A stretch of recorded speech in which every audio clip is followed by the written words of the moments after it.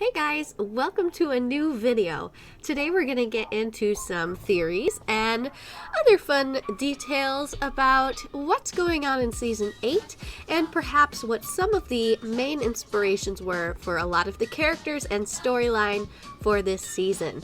So, let's jump right into it.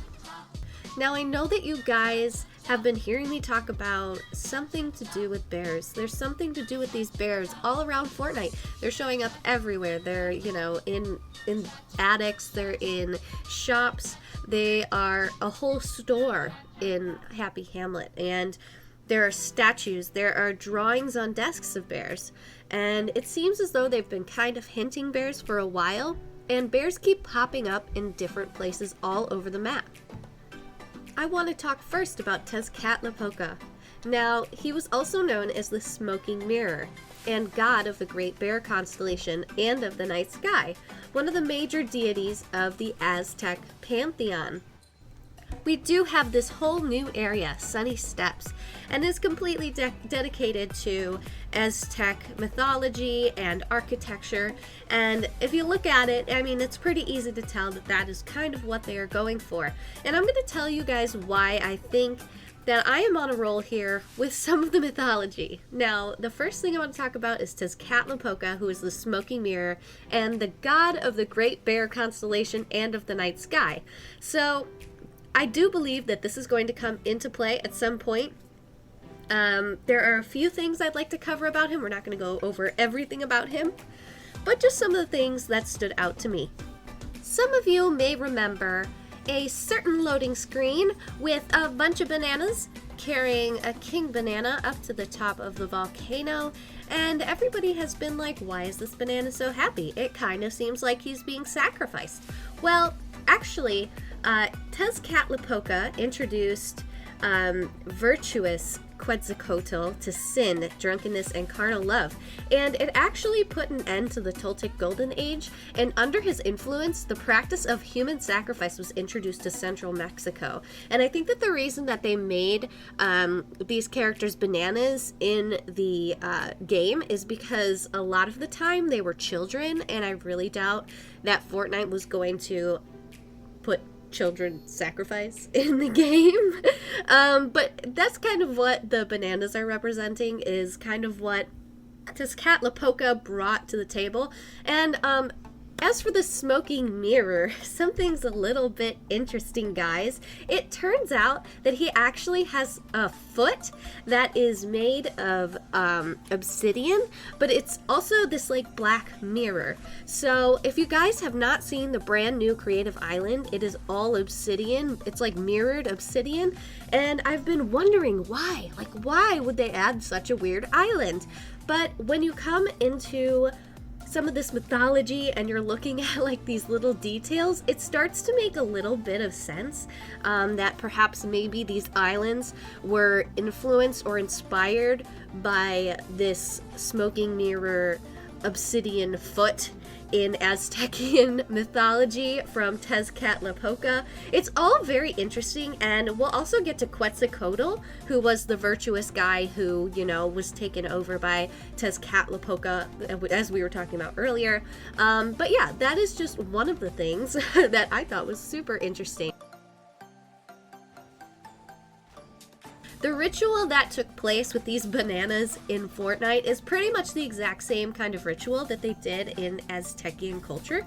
And basically what they would do is they would take a young and handsome war prisoner, and for 1 year they lived in princely luxury, and impersonating the god, they lived just like in the lap of luxury. They had everything. They would get everything. They could have, anything that they wanted for this 1 year. 4 beautiful girls dressed as goddesses were chosen as his companions, and on a appointed feast day, he climbed the steps of a small temple while breaking flutes that he had played. At the top, he would be sacrificed by the removal of his heart.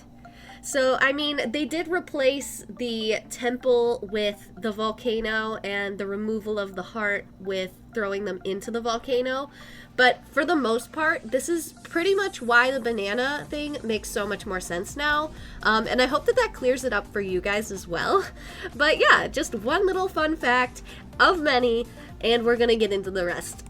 Something else that was really interesting about Tezcatlipoca is that he actually had an animal disguise, and it was a jaguar, the spotted skin of which was compared to the starry sky, because earlier, as I was saying, he is also the god of the Great Bear constellation and of the night sky.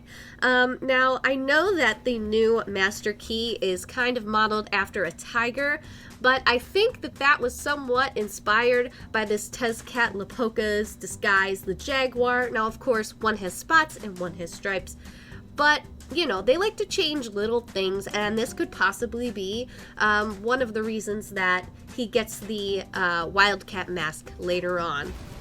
Now, there's another person in Aztec mythology that really caught my eye, and this is Huitzilopochtli, and I'm going to call them the Turquoise Prints because their name is very complicated, and I don't even know if I pronounced that correctly. I tried, I looked up the pronunciation, so hopefully it's okay.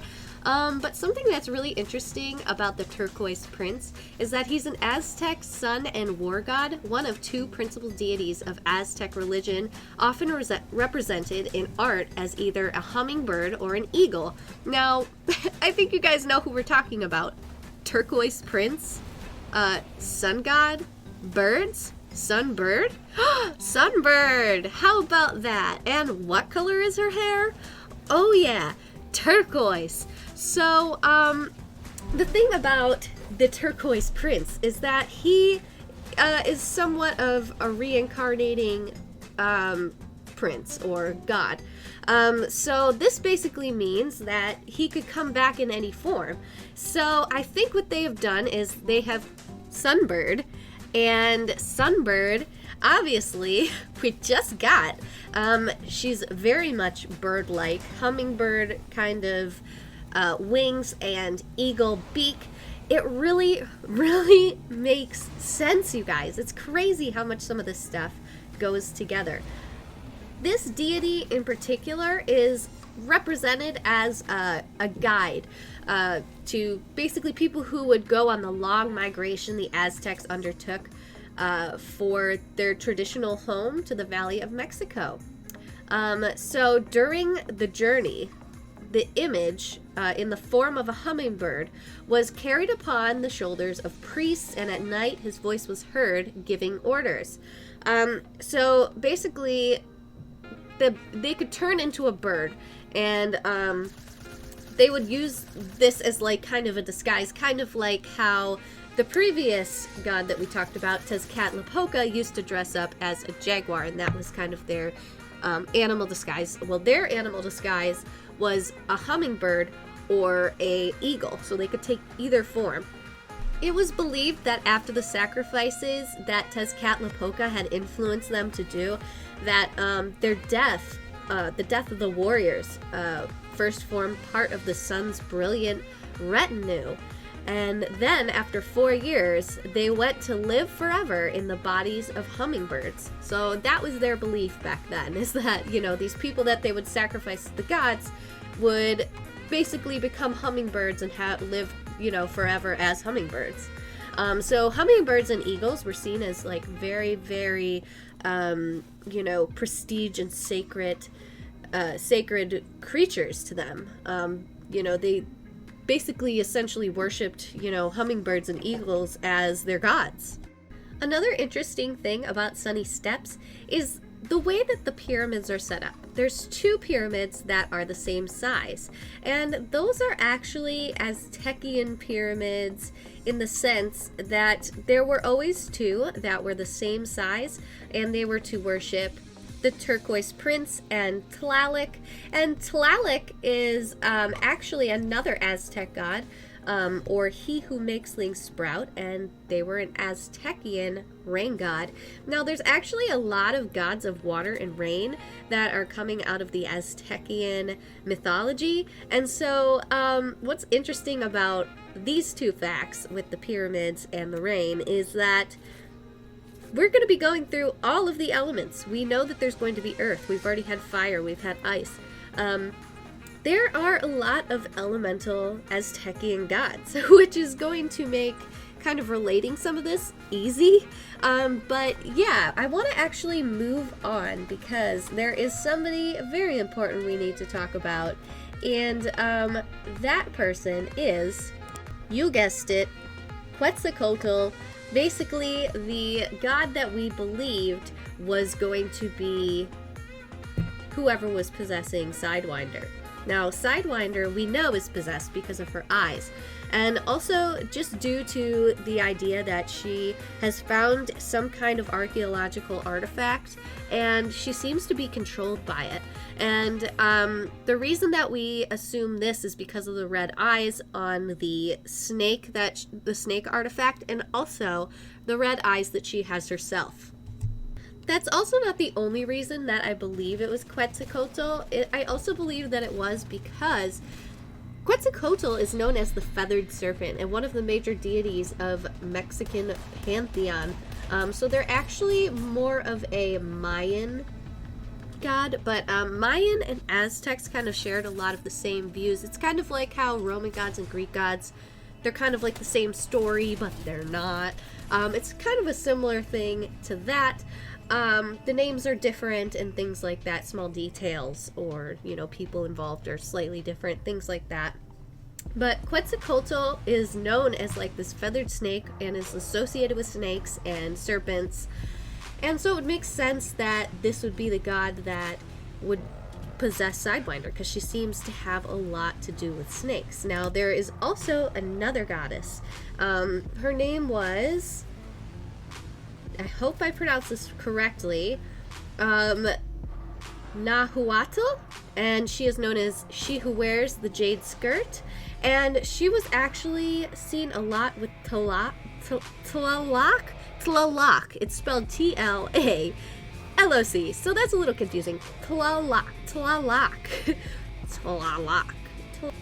A lot of people think that perhaps they were even married.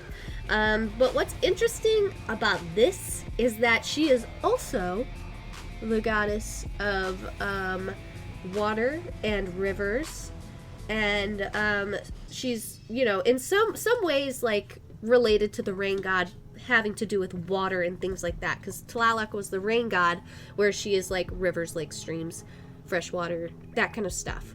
So yeah, I think that is possibly who could be possessing Sidewinder, but you never know. You never know. It could either be Chachiluticu or Nahuatl, she who wears the jade skirt, or it's Quetzalcoatl, because both of them are associated with these serpents and snakes in Aztecian and Mayan culture, which is pretty much what we're looking into here with mythology and Fortnite.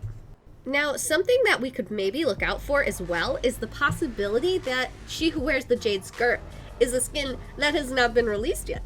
This is also a thing that could be possible.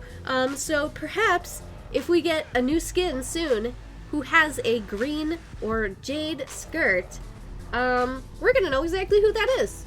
We're gonna know exactly who it is. And also, in her reign, corn was first used, so she's also associated with corn or maize. So yeah, just things to know, interesting facts that connect with some of these other theories that I have that maybe we just need to know in case things come in the future. Then we can be like, oh hey, it was that one thing, and we can go back over it. But for now, that's some of the stuff that I've learned. I hope that it has enlightened you to all of the Aztec-y things going on. There's one last thing that I would like to talk about, and that is the big round table with a face on it found at Sunny Steps. This face has a gigantic nose. It looks somewhat like a sundial, but let me tell you what this is. This is actually just an Aztec calendar. Now, the Aztec calendar was very important to the Aztecs. That was because this calendar divided the days that you were supposed to worship certain gods. So for them, this was kind of like a way they organized who to worship and when. Basically, how this calendar would work is Each day was represented by a certain god who you would worship on that day, and so on. Now, the reason that they would organize it this way is because they thought that the gods would fight over and compete to be the best god or have the supreme power. So to keep all of their gods in check and to keep all of the gods from believing that they were better than each other, they would put together this calendar and they would worship them equally. So, you know, no gods were worshipped more than any of the others, and they believed that this would stop any kind of spiritual war and would basically prevent the end of the world as we know it, or the end of the universe. So, you know, they were just doing what they thought they needed to do. So I'm sure you're wondering, what's with all of the weird rings on it? Okay, so we're gonna explain how the Aztec calendar works. Yay! So there's a bunch of wheels connected to each other. One wheel has the number 1. Now it goes from 1 to 13 written on it. The second wheel has 20 symbols on it. And in this initial situation, number 1 combines with the first symbol. This is the first day of Tenapuali. Tenapuali. I think I'm saying that incorrectly, but it's okay. Now, the wheels start moving and number 2 combines with the second glyph, and this is the second day after 14 days in Aztec week of 13 days has passed. The wheel with the numbers shows number 1 again, and the other wheel now shows the 14th symbol.